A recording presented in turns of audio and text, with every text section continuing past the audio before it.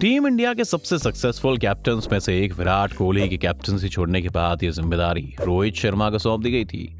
इस बात की सबको उम्मीद थी कि विराट आने वाले सालों तक भारत की कप्तानी का भार संभालेंगे, लेकिन उनके इस डिसीजन ने भारत को एक दूसरा रास्ता चुनने पर मजबूर कर दिया। ऐसे में रोहित पिछले कुछ समय से भारत के लिए तीनों ही फॉर्मेट के कप्तान बन गए थे, लेकिन इसमें गौर करने वाली बात यह है कि वो 35 साल के हो चुके हैं और ऐसे में वो ज्यादा समय तक शायद ही टीम के कप्तान रहेंगे।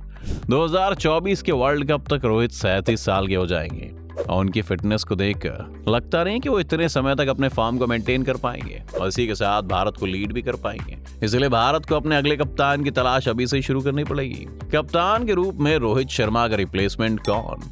अब सवाल ये आता है कि इस एक्सप्लोसिव बैट्समैन के बाद टीम इंडिया कप्तान कौन बनेगा?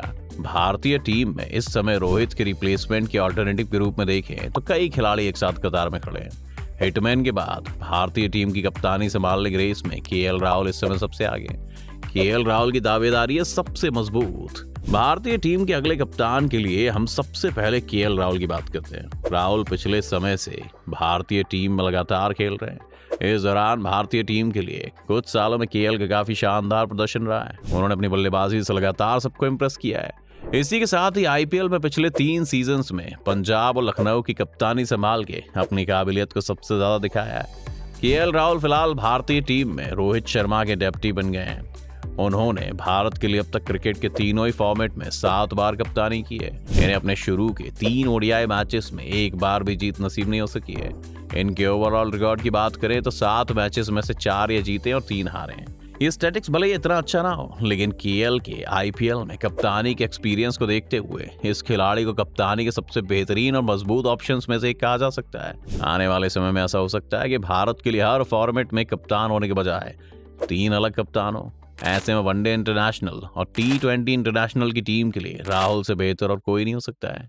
बीसीसीआई और इंडियन कैंप में चल रही अनऑफिशियल टॉक्स के मुताबिक 29 वर्षीय राहुल को इस पद का नेचुरल हायर माना जा रहा है। इसी के साथ ऐसा दावा किया जा रहा है कि लिमिटेड ओवर्स के फॉर्मेट में सिलेक्टर्स और बीसीसीआई ऑफिशियल्स के ये स्वाभाविक पसंद है। केएल को कप्तान बनाकर इंडियन क्रिकेट को एक फायदा ये भी मिलेगा कि इस समय केएल के पास 6 से 7 साल का क्रिकेट करियर अभी बाकी है और साल 2023 में वो अगले कप्तान बनने के तौर पर भी तैयार हो सकते हैं। रोहित और विराट के साथ उनके पास राहुल द्रविड़ भी होंगे, जिनसे वो काफी कुछ सीख सकते हैं। अगर आप सोच रहे हैं कि केएल को टेस्ट फॉर्मेट के लिए कैप्टन क्यों नहीं चुना जाएगा, तो इसकी वजह भी हम आपको बता देते हैं। केएल तीनों फॉर्मेट में खेल चुके हैं, लेकिन टेस्ट क्रिकेट में खराब फॉर्म की वजह से उन्हें इस फॉर्मेट में अपनी जगह बनाने में काफी मुश्किलों का सामना करना पड़ा है। शुभमन गिल, यश दुबे और यशस्वी जायसवाल जैसे खिलाड़ी आने वाले समय में उनके लिए और भी मुश्किलें खड़ी कर सकते हैं। राहुल को टेस्ट फॉर्मेट में अगर कैप्टन बना भी दिया जाए तो उनमें एक और दिक्कत ये भी है कि केएल की टेक्निक और गेम की तरफ अप्रोच उन्हें उस फॉर्मेट के लिए सूटेबल नहीं बनाती है। अगर उन्हें कैप्टन बना भी दिया जाए तो एक बात तो तय है कि उन्हें किसी भी हाल में ड्रॉप नहीं किया जा सकता और उनके टीम में रहने से पूरी स्क्वाड डिसबैलेंस हो जाएगी।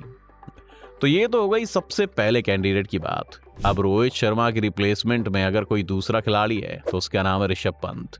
ऐसा कहा जा रहा है कि सिलेक्टर कमेटी के कुछ सदस्य इस समय केएल राहुल की जगह ऋषभ पंत को टीम का वाइस कैप्टन बनाना चाहते हैं ताकि आगे जाकर कैप्टनसी पंत को सौंप दी जाए। 25 साल के पंत आईपीएल में दिल्ली कैपिटल्स के कप्तान हैं। उनकी कप्तानी में दिल्ली कैपिटल्स ने अच्छा प्रदर्शन किया है। पंत की कम उम्र और आईपीएल में उनकी एग्रेसिव कप्तानी पंत को राहुल के खिलाफ उन्हें एज देती है। इसी के साथ डीआरएस में विकेट कीपर की अहम भूमिका उनको राहुल के खिलाफ एक और एडवांटेज देती है। अब आप सोच रहे हैं कि राहुल भी एक विकेट कीपर की तरह ही टीम में खेल सकते हैं, तो आपकी सोच यहाँ पर थोड़ी गलत साबित होती है।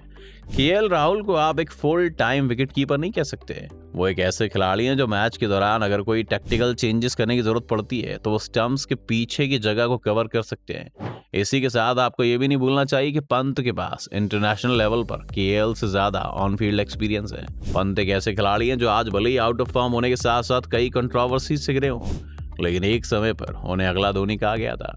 पंत के पास अभी भी इतना कैलिबर और समय है जिससे वो धोनी के लेवल तक पहुंच सकते हैं। अगर कोई विकेट कीपर बल्लेबाज कप्तान हो तो ये टीम के लिए अच्छी बात होती है। अगर आप इतिहास उठाकर देखेंगे तो जितने भी प्लेयर्स विकेट कीपर कैप्टन बने हैं उन्होंने अपने समय में कुछ ना कुछ बड़ा कारनामा जरूर किया है, चाहे वो महेंद्र सिंह धोनी हो या फिर एडम गिलक्रिस्ट। दोनों ही खिलाड़ी अपने टाइम के बड़े कप्तान रहे हैं। इस समय पर इस खिलाड़ी के खिलाफ सिर्फ एक ही चीज है जो उन्हें कप्तान बनाने से रोक रही है, और वो ये है कि पंत फिलहाल काफी यंग है और इस उम्र में उन्हें जिम्मेदारी देना उन पर ज्यादा प्रेशर डालेगा। इस एक्स्ट्रा प्रेशर की वजह से पंत अपनी गेम को पूरी तरह से एंजॉय नहीं कर पाएंगे और ना ही अपनी परफॉर्मेंस को इम्प्रूव कर पाएंगे। इस टाइम जब सीनियर खिलाड़ी उनके साथ हैं तो वह काफी कुछ सीख सकते हैं और अपने एक्सपीरियंस को बढ़ा सकते हैं। एक और चीज जो इस समय पंत को कैप्टनसी की रेस में डिसएडवांटेज देती है वो है इनका हाल ही में हुआ एक्सीडेंट। इस बात का अभी भी किसी को नहीं पता है कि पंत कितने समय तक क्रिकेट से बाहर रहेंगे और जब भी वो वापस आएंगे क्या उनकी क्रिकेटिंग सेंस तब भी उसी लेवल की होगी, और अगर ऐसा नहीं भी है तो क्या वो वापस उस लेवल पर आ पाएंगे या फिर उसे और भी आगे ले जाएंगे। इससे पहले कि हम अगले कैंडिडेट की तरफ बढ़े, हम आपको पंत के कैप्टनसी रिकॉर्ड के बारे में बता देते हैं। पंत ने इंटरनेशनल क्रिकेट में साउथ अफ्रीका के खिलाफ अपनी कैप्टनसी का डेब्यू किया था। राहुल की क्रोन इंजरी के चलते वो उन्हें रिप्लेस कर मैदान में भारतीय टीम के कैप्टन बन के उतरे थे। उस मैच में भारत ने 211 रन मारे थे, लेकिन इसके बावजूद वो मैच हार गए थे। इसी के साथ इनके आईपीएल रिकॉर्ड के बारे में बात करें तो 17 मैच में 10 जीत है और 6 हार हैं और 1 ड्रॉ है। अभी देखने वाली बात होगी कि आने वाले 50 ओवर वर्ल्ड कप के बाद क्या ऋषभ पंत को जिम्मेदारी दी जाती है या फिर इस लिस्ट के अगले खिलाड़ी हार्दिक पांड्या पर भरोसा जताया जाता है। भारत के लिए कैप्टनसी की दावेदारी की लिस्ट में केएल राहुल और ऋषभ पंत के बाद दबी आवाज में श्रेयस अय्यर का नाम भी लिया जाता था, लेकिन श्रेयस अय्यर की जगह अब हार्दिक पांड्या कप्तानी की दावेदारी में उनसे ऊपर आ चुके हैं। हार्दिक ने पिछले साल आईपीएल में 15वें सीजन में पहली बार कप्तान का रोल संभालते हुए गुजरात टाइटंस को चैंपियन बनाया था। पांड्या ने उस सीजन में जिस तरह से कैप्टन और एक लीडर की क्वालिटी दिखाई थी उसकी वजह से वह भारतीय टीम की कैप्टनसी के लिए एक स्ट्रॉन्ग ऑप्शन बनकर सामने आए हैं। इनकी इस परफॉर्मेंस का रिजल्ट हमें T20 वर्ल्ड कप के बाद न्यूजीलैंड के खिलाफ खेली गई सीरीज में दिख चुका है। हार्दिक एक ऐसे प्लेयर हैं जो जानते हैं कि उन्हें कब रिस्क लेना और कब सेफ खेलना है। उनके पास इतनी काबिलियत है कि वो अपने प्लेयर्स की क्वालिटी को पूरा पोटेंशियल के साथ इस्तेमाल करना जानते हैं। हार्दिक एक ऐसे प्लेयर हैं जो आउट ऑफ द बॉक्स सोचने से पीछे नहीं कतराते। साहा टॉप ऑर्डर पर खेलते हुए नजर आए। इसी के साथ शमी एक ऐसे बॉलर जो अपनी टेस्ट बॉलिंग लाइन और लेंथ के लिए जाने जाते हैं। हार्दिक ने उस खिलाड़ी को दुनिया के सबसे बेहतरीन T20 बॉलर्स में से एक बना दिया था। इतना ही नहीं, T20 के पूर्व हेड कोच रवि शास्त्री ने तो खुलकर कह दिया है कि T20 टीम में कप्तान नया होना चाहिए, बेशक वो हार्दिक पांड्या ही क्यों ना हो। यही नहीं, बाकी कई दिग्गज भी रोहित शर्मा की जगह हार्दिक पांड्या को भारतीय T20 टीम की कप्तानी देने की वकालत कर चुके हैं। वैसा माना जा रहा है कि रोहित शर्मा भारतीय T20 के कैप्टन नहीं रहेंगे।